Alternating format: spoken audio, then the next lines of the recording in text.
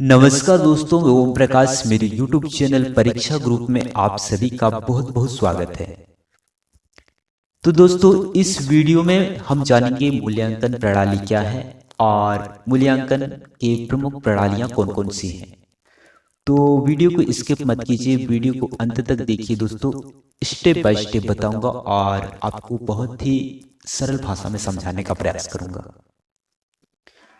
तो चलिए दोस्तों, स्टार्ट करते हैं बिना देर की और बात करते हैं यहाँ पे हम मूल्यांकन प्रणाली, जिसको इंग्लिश में एवल्यूएशन सिस्टम कहा जाता है। आखिरकार मूल्यांकन प्रणाली क्या है? जैसे कि आपको नाम से स्पष्ट है, मूल्यांकन करना यानी कि जांच करना, है ना। अब मूल्यांकन क्या है, यहाँ पे इस चीज को जानेंगे। बेसिक से मैं आप लोगों को एडवांस तक बताऊंगा और आप लोग वीडियो के अंत तक देखिए। फिर भी किसी प्रकार का डाउट हो तो मुझे कमेंट सेक्शन में कमेंट कर सकते हैं।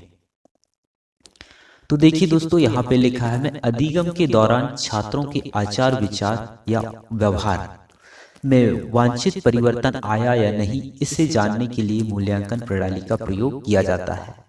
यानी कि कहना चाहिए तो परीक्षा के अंत में जब मूल्यांकन किया जाता है कॉपी का, इसी प्रकार से छात्र के जो व्यवहार में, उनके आचार विचार में किस टाइप से और कितना परिवर्तन हुआ, इस चीज को आंकने के लिए यहाँ पे मूल्यांकन प्रणाली का प्रयोग किया जाता है।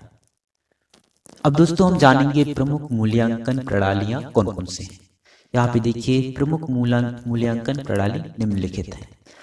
तो मैं आप लोगों को एंटी नेट एग्जाम में जो आने लायक चीज़ हैं उन्हीं चीज़ों को बताता हूं और मैं पहले एनालिसिस करता हूं, इसके बाद आप लोगों के साथ शेयर करता हूं। तो दोस्तों, यहाँ पे लिखा है, पहला जो प्रणाली है निर्माणात्मक प्रणाली, जिसको रचनात्मक मूल्यांकन भी कहा जा सकता है। इसको इंग्लिश में फॉर्मेटिव एवल्यूएशन कहते हैं। अब निर्माणात्मक मूल्यांकन क्या है, यहाँ पे लिखा है मैंने, बालकों के विकास की लगातार पुष्टि के लिए, बालकों के विकास की लगातार पुष्टि के लिए निर्माणात्मक मूल्यांकन का प्रयोग किया जाता है। ये निरंतर इसको निर्माण यानी कि रचनात्मक दृष्टि से इसका प्रयोग किया जाता है। इसके अंतर्गत शिक्षक अध्यापन या पढ़ाने के दौरान यह जांच करता है कि बच्चे ने अभिभूतियों तथा ज्ञान को कितना प्राप्त किया। शिक्षक द्वारा यह आंका जाता है कि बच्चे को मैं जो पढ़ाया वो कितना समझ आया, है ना, और कितना समझ नहीं आया, इस चीज को इसके माध्यम से वो पता लगाता है। यह मूल्यांकन अध्याय के बीच बीच में किया जाता है। इस प्रकार से जो निर्माणात्मक मूल्यांकन है, ये बालकों के विकास की लगातार पुष्टि के लिए बहुत सहायक है और एक शिक्षक के द्वारा बच्चे को पढ़ाने के बाद कितना समझ में आया, इस चीज को भी इसके माध्यम से जान सकते हैं। अब दोस्तों, दूसरा है यहाँ पे हमारा सतत व्यापक मूल्यांकन, जिसको शॉर्ट में CCE कहते हैं। जिस प्रकार से आप लोगों ने कॉलेज में जब अध्यापन किया है, मतलब पढ़ाई किया है, तो वहाँ पे CCE एग्जाम की दृष्टि से जो फॉर्मेट लिख के सबमिट किया जाता था, वही एक ये CCE है, जिसको सतत व्यापक मूल्यांकन कहा जाता है। अब इसको इंग्लिश में क्या बोलते हैं? Continue and comprehensive evaluation. आखिर ये क्या चीज है CCE, मैं आप लोगों को यहाँ पे बताता हूँ। छात्रों का निरंतर व नियमित मूल्यांकन करना एवं अधिगम के दौरान समस्याओं का समाधान करना इसके अंतर्गत किया जाता है। सतत व्यापक मूल्यांकन यानी कि सतत यानी कि लगातार इनका मूल्यांकन करके उनकी जो कमियां हैं, छात्रों की किसी भी प्रकार की कमियां हैं, पढ़ने लिखने में कोई भी परेशानी है, तो उसका समाधान किया जाता है। अब दोस्तों, यहाँ पे लिखा है मैंने तीसरे बिंदु पर योगात्मक मूल्यांकन, जिसको संकलनात्मक मूल्यांकन कहा जाता है या अंतिम मूल्यांकन भी कह सकते हैं, और इसको इंग्लिश में समेटिव एवल्यूएशन कह सकते हैं। तो दोस्तों, आप दोनों वर्ड्स याद रखिए। कहना चाहिए तो जो इंग्लिश टर्म है उसको भी याद रखिए और हिंदी टर्म है उसको भी याद रखिए, ताकि आप लोगों को एग्जाम क्रैक करने में ज़्यादा सहूलियत हो।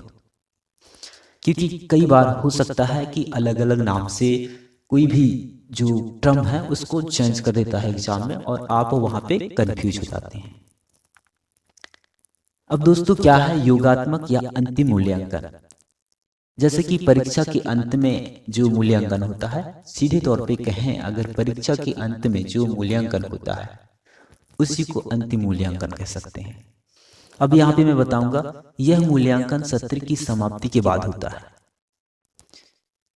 इसके अंतर्गत शिक्षक यह जांच करता है कि बच्चे ने ज्ञान किस सीमा तक प्राप्त किया, कि वह बच्चे ने किस सीमा तक ज्ञान प्राप्त किया, कि वह यानी कि उत्तीर्ण होने लायक है या अनुत्तीर्ण होने लायक है। इस चीज का यहाँ पे पता चलता है।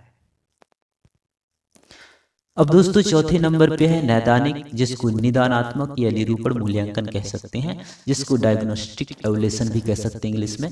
और ये दोनों चीजें आप याद रखेंगी। और यहाँ पे ये क्या है नैदानिक या निदानात्मक, जिस प्रकार से समस्या का निदान करना है ना, तो ये क्या है मैं यहाँ पे बता रहा हूँ आप लोगों को कि जो विद्यार्थी पढ़ाई के दौरान असफल हो जाते हैं, जो विद्यार्थी कोई कक्षा में है और पढ़ते पढ़ते वो अपना फाइनल एग्जाम देता है, अंतिम मूल्यांकन है ना, अंतिम मूल्यांकन होता है और वो उसमें अनुत्तीर्ण हो जाता है, असफल हो जाता है, तो उन विद्यार्थियों की असफलता के कारणों का पता लगाना एवं उनका निदान करना ही निदानात्मक मूल्यांकन है, कि उसमें क्या कमी रह गई थी, कि किस प्रकार से उन्होंने एग्जाम की तैयारी नहीं कर पाए थे, उस हिसाब से उसको अगले बार में अच्छे से प्रिपरेशन कराया जा सकता है, उनका समस्या ढूंढकर समाधान किया जाता है।